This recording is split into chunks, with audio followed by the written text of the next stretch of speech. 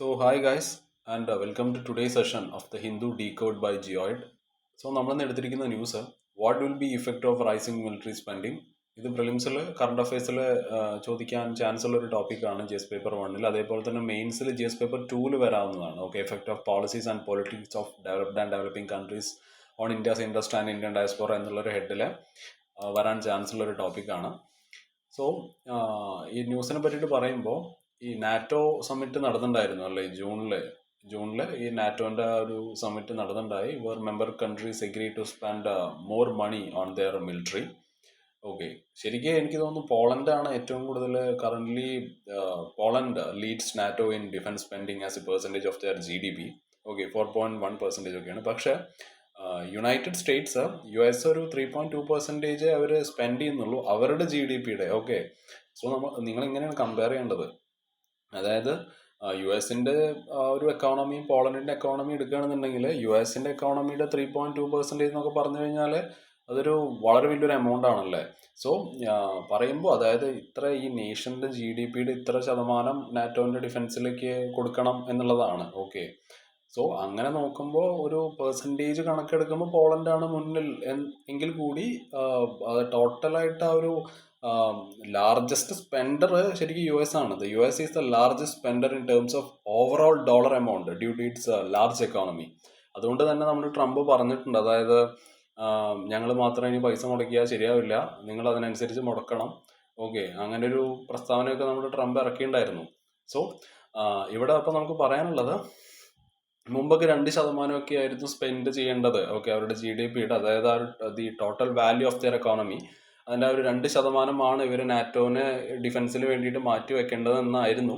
പക്ഷെ ഇപ്പോൾ the plan to increase that to 5%. Okay, 2%-ൽ നിന്ന് 5%-ആയിട്ട് കൂട്ടണം എന്നാണ് പറഞ്ഞിരിക്കുന്നത് 2035 കൂടിയിട്ട്. ഓക്കെ, സോ ഈ ഒരു ചേഞ്ച് വരാനുള്ള മെയിൻ ആയിട്ടുള്ള കാരണം എന്താണെന്ന് വെച്ചാൽ നമുക്കറിയാം, ലോകത്ത് ഇപ്പോൾ ഒരുപാട് വാഴ്സും ടെൻഷൻസും ഒക്കെ നടന്നുകൊണ്ടിരിക്കുകയാണ്. So countries feel that they need to be better prepared. And will look on to the historical trend of military spending. അതായത് 2024-ല് അതായത് the countries around the world നമ്മൾ മിലിറ്ററിയിൽ സ്പെൻഡ് ചെയ്തത് $2,718 മില്യൺ ആണ്. ഓക്കെ, ഇതൊരു 9.4% ഇൻക്രീസ് ആണ്. ഇതിനു മുമ്പ് 1988-ലൊക്കെയാണ് ഇത്രയ്ക്ക് സ്പെൻഡ് ചെയ്തിട്ടുണ്ടായിരുന്നത്. ഓക്കെ, ആൻഡ് ഇപ്പോൾ 2024-ന്റെ ഈ ഒരു 9.4% ഇൻക്രീസ് എടുക്കുമ്പോൾ it is A biggest jump since 1988.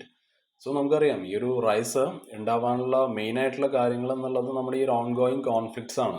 Okay, അങ്ങോട്ടും ഇങ്ങോട്ടും വളരെയധികം പ്രശ്നം നടന്നുകൊണ്ടിരിക്കുന്ന ഒരു സമയമാണല്ലേ. നമുക്ക് ഇപ്പോൾ എക്സാമ്പിളായിട്ട് നമ്മുടെ Russia Ukraine, Israel Gaza, India Pakistan, Israel Iran. Okay, so ഇത് കൂട്ടിയില്ലെങ്കിലേ അത്ഭുതമുള്ളൂ. And how spending has changed over time. അതായത് നമ്മുടെ ഈ കോൾഡ് വാർ സമയത്ത്, ഓക്കെ, 1960s ഒക്കെ ഉണ്ടല്ലോ, ആ ഒരു ടൈമിൽ മിലിറ്ററി സ്പെൻഡിങ് വളരെയധികം ഹൈ ആയിരുന്നു. ലോകത്തിന്റെ വേൾഡ് GDP-യുടെ ഏകദേശം 6.1% ചിലവാക്കുമായിരുന്നു മിലിറ്ററിക്ക് വേണ്ടിയിട്ട്.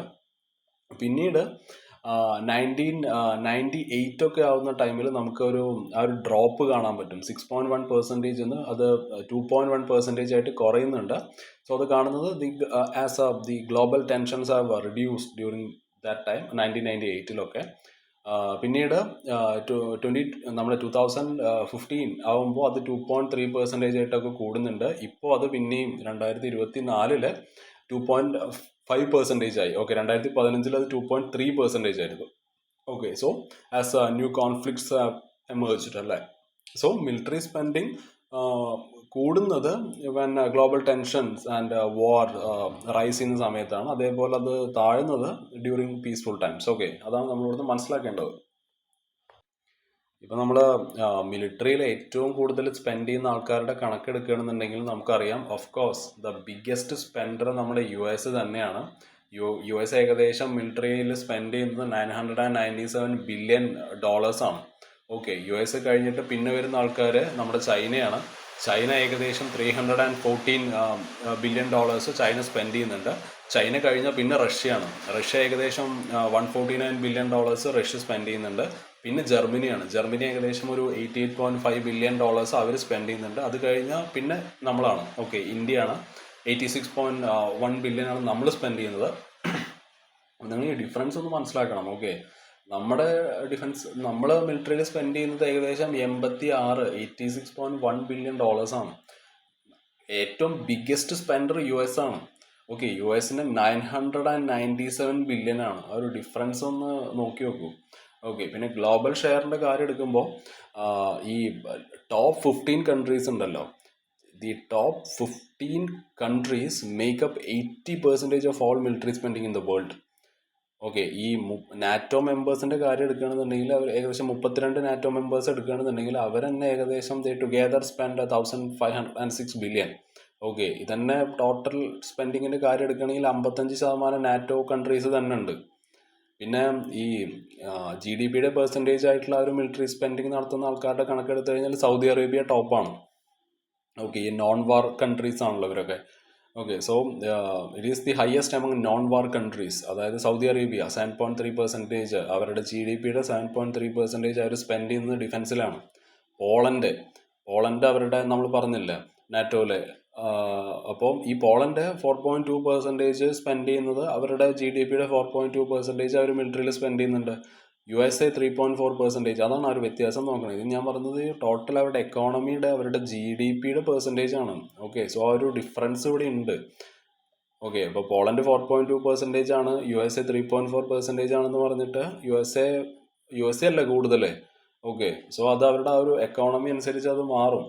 ഓക്കെ, നമ്മളിപ്പോൾ ഈ ആക്റ്റീവ് വാർ നടന്നുകൊണ്ടിരിക്കുന്ന ആൾക്കാരുടെ കണക്കെടുത്തിട്ടില്ല. അതായത് റഷ്യ, യുക്രൈനും ഇസ്രായേലും ഒന്നും ഇതിൽ ഇൻക്ലൂഡ് ചെയ്തിട്ടില്ല. ആൻഡ് ഈ വളരെ few powerful countries are spending the most. Okay, with the US far ahead. ചില ചെറിയ രാജ്യങ്ങൾ like Saudi Arabia and Poland spend a big part of their economy on defence. So next will look on to the concerns about rising military spending. അതായത് cold വാറിന് ശേഷം ഈ countries they have reduced military spending. Okay, പിന്നെ അവർ focus ചെയ്തത് ഈ സമാധാനത്തിലും അതേപോലെ ഡെവലപ്മെന്റിലൊക്കെയാണ് നമ്മൾ ഫോക്കസ് ചെയ്തത് കോൾഡ് വാറിന് ശേഷം. പക്ഷെ ഇപ്പോൾ ആ ഒരു റീമിലിറ്ററൈസേഷൻ്റെ ഒരു പുതിയ വേവ് നമുക്കിവിടെ കാണാൻ പറ്റും. അതായത് more spending on armies and weapons. Okay, so ഇതുവരെ ഉണ്ടായിട്ടുള്ള ഈ സമാധാനമൊക്കെ പോകാൻ ഇത് മതി. Okay, which could undo all those peace gains. ഇപ്പം എന്താ നടന്നുകൊണ്ടിരിക്കുന്നതെന്ന് വെച്ചാൽ 2023 ഗ്ലോബൽ പീസ് ഇൻഡെക്സിൻ്റെ ഒരു റിപ്പോർട്ട് ഉണ്ടായിരുന്നു. ഓക്കെ, അതനുസരിച്ച് ഈ മിലിറ്ററൈസേഷൻ ഏകദേശം 108 കൺട്രീസിൽ ഈ മിലിറ്ററൈസേഷൻ ഇപ്പോൾ കൂടി വരുന്നതായിട്ടാണ് അവർ പറഞ്ഞത്. 2023 ഗ്ലോബൽ പീസ് ഇൻഡെക്സിൻ്റെ റിപ്പോർട്ട് പറഞ്ഞത്. ആ വർഷം തന്നെയായിരുന്നു വേൾഡ് വാർ 2 ശേഷം ഏറ്റവും കൂടുതൽ കോൺഫ്ലിക്റ്റ് ഉണ്ടായതും ആ വർഷങ്ങളിൽ തന്നെയായിരുന്നു. അവിടുത്തെ പ്രോബ്ലം എന്താണെന്ന് വെച്ചാൽ കൺട്രീസ് ഇപ്പോൾ ഏറ്റവും കൂടുതൽ സ്പെൻഡ് ചെയ്യുന്നത് അവരുടെ വെപ്പൺസിലും ഡിഫൻസിലുമാണ്. ഇത് ആംസ് ഇൻഡസ്ട്രീസിനൊക്കെ അത് വളരെയധികം ഹെൽപ്ഫുള്ളാണ്. Okay, it is also called the military industrial complex. പക്ഷേ this often comes at the cost of health, education and welfare, especially ഈ poor and middle income countries. അതായത് ഇപ്പോൾ സ്പെയിൻ്റെ കാര്യം എടുക്കുമ്പോൾ സ്പെയിൻ അവരുടെ GDPയുടെ 1.24% ആണ് ഡിഫൻസിൽ സ്പെൻഡ് ചെയ്യുന്നത്.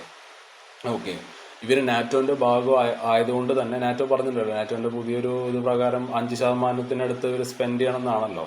സോ സ്പെയിൻ പറഞ്ഞു അതൊന്നും പറ്റില്ല, കാരണം അത് ഞങ്ങളുടെ വെൽഫെയർ സർവീസസിന് വളരെയധികം ഹേർട്ട് ചെയ്യും, അതുകൊണ്ട് ഞങ്ങൾ ചെയ്യില്ല എന്ന് സ്പെയിൻ പറഞ്ഞിട്ടുണ്ടായിരുന്നു. ഓക്കെ, സോ നമ്മളിവിടെ മനസ്സിലാക്കേണ്ടത്, while defence spending may boost the industry, it risk ഹാമിങ് ബേസിക് പബ്ലിക് സർവീസസ്, എസ്പെഷ്യലി ഈ ലെസ് വെൽത്തി നേഷൻസിൽ. ഓക്കെ, സോ നമുക്ക് നമ്മുടെ ഇന്ത്യയുടെ പൊസിഷൻ എന്താണ്, അതേപോലെ വേറെ കുറച്ച് കോൺസിക്വൻസസും കൂടി പറഞ്ഞിട്ട് നമുക്ക് ഈ ഒരു ന്യൂസ് ക്ലോസ് ചെയ്യാം. ഇന്ത്യയുടെ ഡിഫൻസ് സ്പെൻഡിങ് എടുക്കുമ്പോൾ ഓപ്പറേഷൻ സിന്ദൂറിന് ശേഷം നമ്മൾ ഏകദേശം 50,000 കോടി എമർജൻസി ഡിഫൻസ് നീഡ്സിന് വേണ്ടിയിട്ട് എക്സ്ട്രാ നമ്മൾ ആഡ് ചെയ്തിട്ടുണ്ട്. 50,000 crores four emergency defence needs. Okay, ഇതിന് പുറമെ നമ്മൾ മുമ്പ് തന്നെ ഈ ആനുവൽ ഡിഫൻസ് ബജറ്റിൽ 6.81 lakh crore നമ്മൾ മാറ്റി വെച്ചിട്ടുണ്ട്. ഓക്കെ, ഇതിൻ്റെ മേലെ കൂടിയാണ് എക്സ്ട്രാ 50,000 കോടിയും കൂടി ഇട്ടിരിക്കുന്നത്. ഓക്കെ, സോ വേറൊരു കാര്യമായിട്ട് ഇതിന് കമ്പയർ ചെയ്യാനുണ്ട്. ഓക്കെ, കമ്പാരിസൺ നടത്തുമ്പോൾ നമ്മുടെ ഈ ആയുഷ്മാൻ ഭാരത് പോലെയുള്ള ഹെൽത്ത് സ്കീംസ് ഉണ്ടല്ലോ, ഇതിനാകെ ടോട്ടലി ആയുഷ്മാൻ ഭാരത് പോലെയുള്ള ഹെൽത്ത് സ്കീംസിന് ആകെ 7,000 കോടിയൊക്കെ കിട്ടുന്നുള്ളൂ, 7,200 കോടി. പക്ഷെ നമ്മൾ ഡിഫൻസിലാണെന്നുണ്ടെങ്കിൽ നമുക്ക് ആനുവൽ നമ്മുടെ ഡിഫൻസ് ബജറ്റിൽ ഏകദേശം 6.81 lakh crore നമ്മൾ മാറ്റിവെക്കുന്നുണ്ട്. അത് പോരാണ്ട് ഇപ്പോൾ 50,000 കോടി കൂടി ഇപ്പോൾ എക്സ്ട്രാ ആഡ് ചെയ്തിട്ടുണ്ട് എമർജൻസി ഡിഫൻസ് നീഡ്സിന് വേണ്ടിയിട്ട് ഓപ്പറേഷൻ സിന്ദൂറിന് ശേഷം. സോ നമ്മളതിൽ ഇങ്ങനെ ചെയ്യുന്നതിൽ നമ്മൾ തെറ്റ് പറയാനും പറ്റില്ല, കാരണം നമ്മുടെ അടുത്തുള്ളത് അത്രയും നല്ല ആൾക്കാരായതുകൊണ്ട് നമുക്കത് അങ്ങനെ കുറ്റം പറയാൻ പറ്റില്ല. പക്ഷെ അത് നല്ലതല്ല. Okay. And look on to the imbalance in spending. അതായത് ഇന്ത്യയുടെ GDP-യുടെ 2.3% സ്പെൻഡ് ചെയ്യുന്നുണ്ട് ഡിഫൻസിന് വേണ്ടിയിട്ട്. പബ്ലിക് ഹെൽത്തിന് വേണ്ടിയിട്ട് നമ്മുടെ എക്കോണമിയുടെ 1.84% മാത്രമേ നമ്മൾ സ്പെൻഡ് ചെയ്യുന്നുള്ളൂ. ഓക്കെ. ഇതൊരു നാഷണൽ ഹെൽത്ത് ടാർഗറ്റ് എന്ന് പറയുന്നത് 2.5% ആണ്. So this is below the national health target. അതേപോലെ it is far less than developed countries. Okay, developed ആയിട്ടുള്ള കൺട്രീസൊക്കെ അവരുടെ GDP-യുടെ 10% അവർ ഹെൽത്തിന് വേണ്ടിയിട്ടാണ് സ്പെൻഡ് ചെയ്യുന്നത്. ഇവിടെയുള്ള റിസ്ക് എന്താണെന്ന് വെച്ചാൽ, ഈ ഒരു മിലിറ്ററി സ്പെൻഡിങ് കൂടുന്ന സമയത്ത് വളരെ ഇമ്പോർട്ടൻറ്റ് പബ്ലിക് സർവീസസ് ആയിട്ടുള്ള ഹെൽത്തിനും അതേപോലെ എഡ്യൂക്കേഷനൊന്നും ഫണ്ട് ഉണ്ടാവില്ല, അല്ലെ? They may get under funded. So ഈ പാവപ്പെട്ട കൺട്രീസ് ആയിട്ടുള്ള ഈ ലെബനനും യുക്രൈനൊക്കെ, ലെബനൻ ഏകദേശം അവരുടെ GDP-യുടെ 29% ഡിഫൻസിലാണ് അവർ സ്പെൻഡ് ചെയ്യുന്നത്. ഉക്രൈൻ്റെ കാര്യം എടുക്കുമ്പോൾ ഉക്രൈൻ 34% സ്പെൻഡ് ചെയ്യുന്നുണ്ട്. ഓക്കെ. സോ ഇത് കാണിക്കുന്നത്, and it have shown that ഇതെങ്ങനെയാണ് ഒരു എക്കണോമിക് കൊളാപ്സിലോട്ട് പോകുന്നത് എന്ന് ഇവർ നമുക്ക് കാണിച്ചു തന്നിട്ടുണ്ട്, ലെബനനും യുക്രൈനും. They have shown how this can lead to global economic collapse. So global perspective എടുക്കുമ്പോൾ ഈ NATO countries they have increased spending to മെയിനായിട്ട് റഷ്യനെ ടാർഗറ്റ് ചെയ്തിട്ടാണ്. ഓക്കെ, റഷ്യക്ക് എതിരെ ഒരു വെല്ലുവിളി ഉയർത്താൻ വേണ്ടിയിട്ടാണ് ഇവർ ഈ നാറ്റോ കൺട്രീസ് അവരുടെ ഡിഫൻസ് സ്പെൻഡിങ് കൂട്ടണം എന്ന് പറഞ്ഞിരിക്കുന്നത്.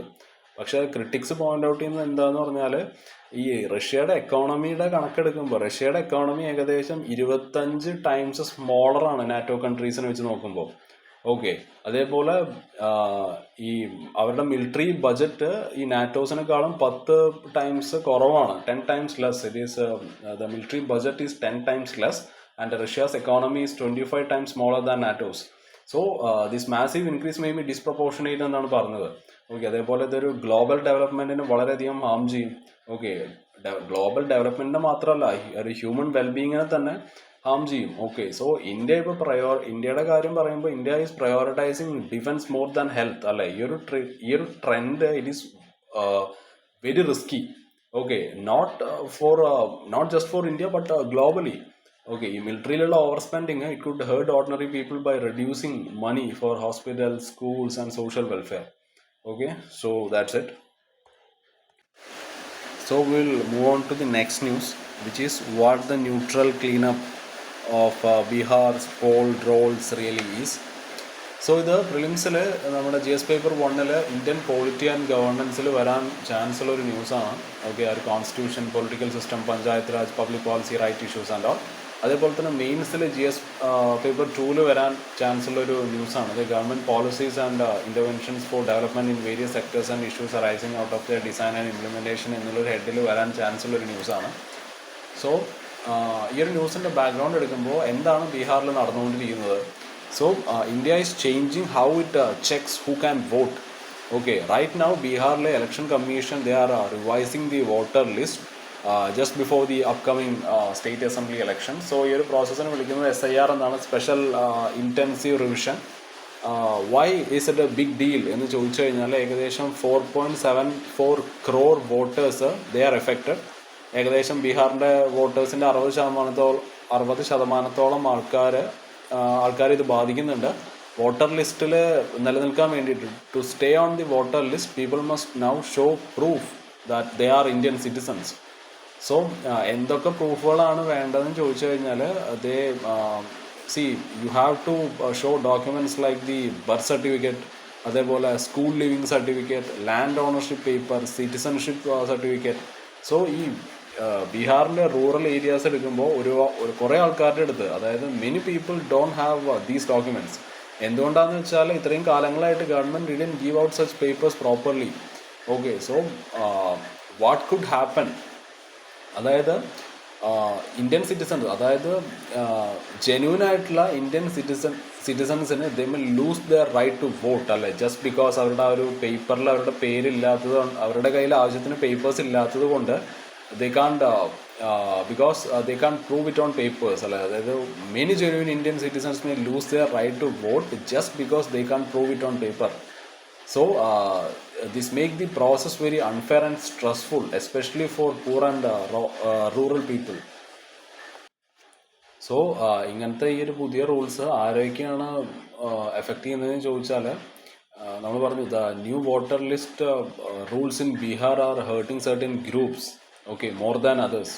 ഒന്ന് പാവപ്പെട്ട ആൾക്കാരെ വളരെയധികം ഹെൽപ്പ് ചെയ്യുന്നുണ്ട്, മുസ്ലിംസിനെ വളരെയധികം പാവപ്പെട്ട ആൾക്കാരെ വളരെയധികം ഇത് ബാധിക്കുന്നുണ്ട്, ഓക്കെ. അതേപോലെ മുസ്ലിംസിനെ വളരെയധികം ബാധിക്കുന്നുണ്ട്, മൈഗ്രൻ്റ് വർക്കേഴ്സ്, ഓക്കെ. ബീഹാറിൻ്റെ പോപ്പുലേഷൻ്റെ 20% മൈഗ്രൻ്റ് വർക്കേഴ്സാണ്. So these groups often don't have the required documents to prove citizenship. So എന്താണ് മാറിയെന്ന് ചോദിച്ചാൽ പണ്ടൊക്കെ ഈ വോട്ടർ ആവാൻ വേണ്ടിയിട്ട് നിങ്ങളൊരു സെൽഫ് ഡിക്ലറേഷൻ സൈൻ ചെയ്ത് കൊടുത്താൽ മതി. ഇപ്പോൾ ഈ ഒഫീഷ്യൽ ഡോക്യുമെൻസിൻ്റെ ഒക്കെ ആവശ്യമുണ്ട്, ഓക്കെ. അതിപ്പോൾ ഒരുപാട് ആൾക്കാരുടെ അടുത്ത് ഈ സാധനം ഇല്ല, ഡോണ്ട് ഹാവ്. ആൻഡ് എന്തുകൊണ്ടാണ് ആൾക്കാർ പേടിച്ചിരിക്കുന്നതെന്ന് ചോദിച്ചാൽ ഇങ്ങനത്തെ ഈ revision it is happening right before the election, അല്ലേ. അറ്റ് ദ സെയിം ടൈം ബീഹാറിലുള്ള ഒരുപാട് ആൾക്കാർ they are very angry at the current government. So this makes people wonder that ഈ ഒരു update it is really about better records അതിനാണോ അതല്ലെങ്കിൽ ഈ ചില ആൾക്കാരെ ഒരു സർട്ടൈൻ സെക്ഷനോ അല്ലെങ്കിൽ or is it being used to remove some voters who may not support the ruling party. Okay, ഇതാണ് ഇവിടെയുള്ള ഡൗട്ട്. ഇത് ശരിക്കും നല്ലൊരു റെക്കോർഡ്സ് കീപ്പ് ചെയ്യാൻ വേണ്ടിയിട്ടാണോ, ബെറ്റർ റെക്കോർഡ്സ് ഉണ്ടാക്കാൻ, അത് അപ്ഡേറ്റ് ചെയ്യാനാണോ, അതോ ഇതേപോലെ കറൻ്റ്ലി ഉള്ള ഗവൺമെൻറ്റിനെ സപ്പോർട്ട് ചെയ്യാത്ത ആൾക്കാരെ പുറത്താക്കാൻ വേണ്ടിയിട്ടുള്ളൊരു പരിപാടിയാണോ എന്നാണ് ആൾക്കാർ ഇപ്പോൾ ചിന്തിച്ചുകൊണ്ടിരിക്കുന്നത്. വൈ ദിസ് മാറ്റർ പൊളിറ്റിക്കലി എന്ന് ചോദിച്ചാൽ even if a few lakh people are remove from the voter list it could change the result in close contest between parties, അല്ലേ. അതേപോലെ തന്നെ നമ്മുടെ ഇലക്ഷൻ കമ്മീഷൻ അവരെ ഈ അതായത് കോമൺ ആൾക്കാർ കോമൺലി യൂസ് ചെയ്യുന്ന നമ്മുടെ ID പ്രൂഫുകൾ ഉണ്ടല്ലോ, ഇതൊന്നും ഇവർ അക്സെപ്റ്റ് ചെയ്യുന്നില്ല. നമ്മുടെ ആധാറാണെന്നുണ്ടെങ്കിലും വോട്ടർ ID, ലേബർ കാർഡ് അല്ലെങ്കിൽ വേറെ ഏതെങ്കിലും ജോബ് കാർഡ്, ഇതൊന്നും വാലിഡ് ഡോക്യുമെൻറ്റ്സ് ആയിട്ട് കണക്കാക്കുന്നില്ല, ഓക്കെ. നമുക്കറിയാം even though some of these were issued by the government itself. So ഇതാണ് ആൾക്കാർ കൺഫ്യൂസ് ചെയ്ത് ആൾക്കാർ ഫ്രസ്ട്രേറ്റഡ് ആവാനുള്ള മെയിനായിട്ടുള്ള കാരണം ഒന്ന് ഇതാണ്. പിന്നെ ഈ ഒരു പ്രോസസ്സ് ഇപ്പോൾ നടന്നുകൊണ്ടിരിക്കുന്നത് ഇപ്പോൾ മൺസൂൺ സീസൺ ആണല്ലേ, ഓക്കെ. ഇപ്പോൾ മൺസൂൺ സീസണാണ്, ഫ്ലഡുകളൊക്കെ അവിടെ വളരെ കോമൺ ആണ്. The floods are common now and ഒരുപാട് മൈഗ്രൻ്റ് വർക്കേഴ്സൊന്നും ഇപ്പോൾ വീട്ടിലില്ല, they are not at home. So people are finding it very hard to participate. പിന്നെ വളരെ ചെറിയൊരു ഡെഡ് ലൈനാണ് കൊടുത്തിരിക്കുന്നത്, okay. People are being given only 30 days to complete the process. ഒരുപാട് ആൾക്കാർ ചിന്തിക്കല്ല many feels that this is very short, this is too short and unfair, especially ഈ rural ഏരിയാസിലും അതേപോലെ ഈ ഫ്ലഡ് എഫക്റ്റഡ് ഏരിയാസിലൊക്കെ. നമ്മുടെ election commission they seems to be stepping in to the area of checking who is a citizen, അല്ല. അവരാണ് നോക്കുന്നത് ആരാണ് സിറ്റിസൺ എന്നുള്ളത്, ഓക്കെ. സോ ഈ ജോബ് അവരുടെ പണിയല്ല, അല്ലേ. ആരാണ് സിറ്റിസൺ എന്ന് നോക്കേണ്ടത് ഇവരുടെ ഒരു ജോബല്ല. That job is suppose to be done by court or other special tribunals, not by the election commission, okay. So there is a fear that local election officers ചിലപ്പോൾ ആൾക്കാരെ റിപ്പോർട്ട് ചെയ്യാൻ ചാൻസ് ഉണ്ട്, അതായത് ഡൗട്ട്ഫുൾ സിറ്റിസൺസ് ആയിട്ട് ആൾക്കാരെ ചിലപ്പോൾ report ചെയ്യാനുള്ള chance ഉണ്ട്, even though they are not legally allowed to do that. So in short we can say that people are worried that this new process is unfair, badly timed, legally questionable and might wrongly exclude many genuine voters. So നമുക്കിവിടെ കാണാൻ കഴിയുന്ന ഒരു demographic മാനിപ്പുലേഷനാണ്. അതായത് critics പറയുന്നത് ഈ ഒരു പ്രോസസ്സിനെ it is like ജെറിമാൻഡറിങ് എന്നുള്ളതാണ്, okay. So voter ലിസ്റ്റിൽ ആ ഒരു ചേഞ്ച് വരുത്തുക, okay, in a way that remove certain people, especially ആ ഒരു മൈനോറിറ്റി കമ്മ്യൂണിറ്റീസിൽ നിന്നും ആ ഒരു ഇലക്ഷൻ റിസൾട്ടിനെ എഫക്റ്റ് ചെയ്യാൻ വേണ്ടി എഫക്ട് ദി ഇലക്ഷൻ റിസൾട്ട്. അതേപോലെ ചില ആൾക്കാർ ബിലീവ് ചെയ്യുന്നത് ഇതൊരു പൊളിറ്റിക്കൽ അജണ്ടയാണ്, ഓക്കെ. ഇന്ത്യയുടെ ആ ഒരു ഡൈവേഴ്സിറ്റി വീക്കൻ ചെയ്യാൻ വേണ്ടിയിട്ടുള്ള ഒരു പൊളിറ്റിക്കൽ അജണ്ടയാണ് by reducing the voting power of certain group, especially Muslims, okay. Election commission ഇപ്പോൾ ഈ ഒരു പരിപാടി മറ്റ് സ്റ്റേറ്റ്സിലും കൂടി ഇപ്പോൾ അവർ പ്ലാൻ ചെയ്യുന്നുണ്ട്, okay. They are planning to do similar voter list changes in Assam, Kerala, Tamil Nadu, west Bengal, Puducherry. Okay, so this has raised fears that more people may be excluded in different part of the country. Okay, ഏറ്റവും കൂടുതൽ paper work വേണ്ടി വരും എന്നുള്ളതാണ് ഇതിൻ്റെ main ആയിട്ടുള്ളൊരു പ്രശ്നം. ഈ ഒരു പ്രോസസ്സിനെ demand many documents, okay, which goes against the earlier system, okay. അത് കുറച്ചും കൂടി ഇൻക്ലൂസീവ് ആയിരുന്നു, അത് സിമ്പിൾ ആയിരുന്നു, especially for poor and marginalised people who often don't have many papers.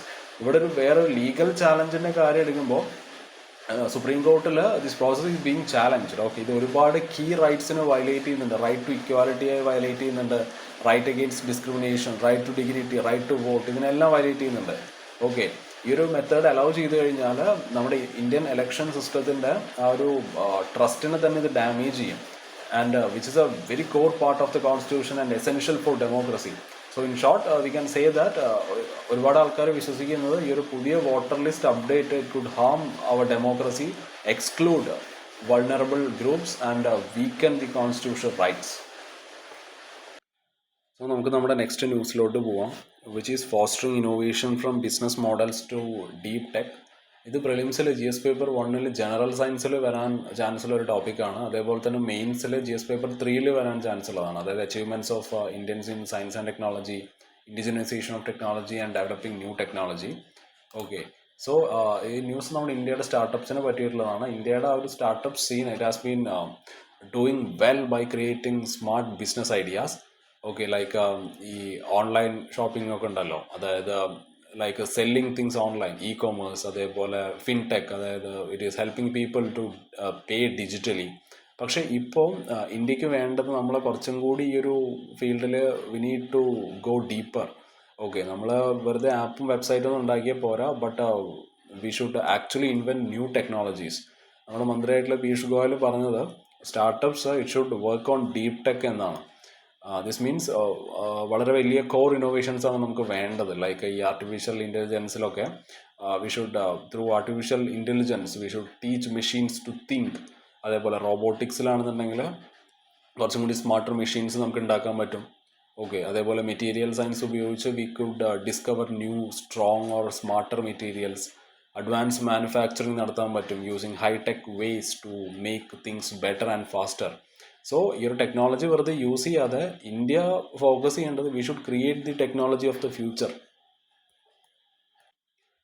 So ഈ ഒരു ഡീപ് ടെക് എന്നുള്ളത് it is not just about using trendy tech words. Okay, നമ്മൾ ഈ AI അല്ലെങ്കിൽ ബ്ലോക്ക് ചെയിൻ എന്ന പോലത്തെ ട്രെൻഡിങ് ആയിട്ടുള്ള ടെക്നോളജിക്കൽ വേർഡ്സ് ഉപയോഗിക്കുകയല്ല, അതല്ല ഡീപ് ടെക്നോളജി എന്നുള്ള സംഭവം.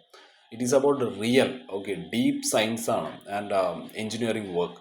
So it includes things like material science. ഞാൻ നേരത്തെ പറഞ്ഞ പോലെ we should make a new type of material. അതേപോലെ പവർ ഇലക്ട്രോണിക്സ്, എങ്ങനെയാണ് how we control electricity, improving how we control electricity, power electronics, molecular drug discovery. Okay, പുതിയ medicines കണ്ടുപിടിക്കുക at the tiniest level. Deep ടെക്കിൽ success ആവണമെന്നുണ്ടെങ്കിൽ നമുക്ക് ഈ അതായത് ഇപ്പോൾ ഉള്ള technologies V can just mix and match what already exist. Okay, ഇപ്പോഴുള്ള സാധനങ്ങൾ അങ്ങോട്ടും ഇങ്ങോട്ടും മിക്സ് ചെയ്തിട്ടല്ല, അതല്ല ഡീപ് ടെക്കിൻ്റെ പരിപാടി. അപ്പോൾ ഡീപ് ടെക്കിൽ സക്സസ് ആവണമെന്നുണ്ടെങ്കിൽ നമ്മൾ സ്ക്രാച്ചിൽ നിന്ന് തുടങ്ങണം. We should start from the scratch. നമ്മൾ ഒരുപാട് എക്സ്പെരിമെൻറ്റ്സ് നടത്തണം. ഓക്കെ, റിസൾട്ട് എന്തായാലും സമയം പിടിക്കും. സോ നമ്മുടെ തിങ്കിങ് ലോങ് ടേം ആയിരിക്കണം. സോ ഇത് വളരെ ടഫാണ്, but it leads to real innovation that can change the world. So ഈ ഒരു ഡീപ് ടെക് സക്സസ് നമുക്ക് വേണമെന്നുണ്ടെങ്കിൽ ആ ഒരു ഇന്ത്യക്ക് വേണ്ടത് 5 പ്രധാനപ്പെട്ട കീ പില്ലേഴ്സാണ്. The 5 key pillars India needs to strengthen for a deep tech success. ഒന്ന് പ്രോഡക്റ്റ് മൈൻഡ് സെറ്റ് ആണ്. ഓക്കെ, ഇന്ത്യക്ക് വേണ്ടത് we must create original. Okay, നമ്മൾ തന്നെ വേൾഡ് ക്ലാസ് പ്രോഡക്ട്സ് നമ്മൾ ഉണ്ടാക്കണം, അല്ലാണ്ട് മറ്റുള്ളവരെ കോപ്പി അടിക്കുകയല്ല വേണ്ടത്, നോട്ട് ജസ്റ്റ് കോപ്പി അതേഴ്സ്. അതേപോലെ ആ ഒരു റിസർച്ച് ആൻഡ് ഡെവലപ്മെൻറ്റ് കൾച്ചർ കുറച്ചും കൂടി അടിപൊളിയാക്കുക എന്നുള്ളതാണ്. ഓക്കെ, അപ്പോൾ ഈ startup founders they must have deep technical knowledge.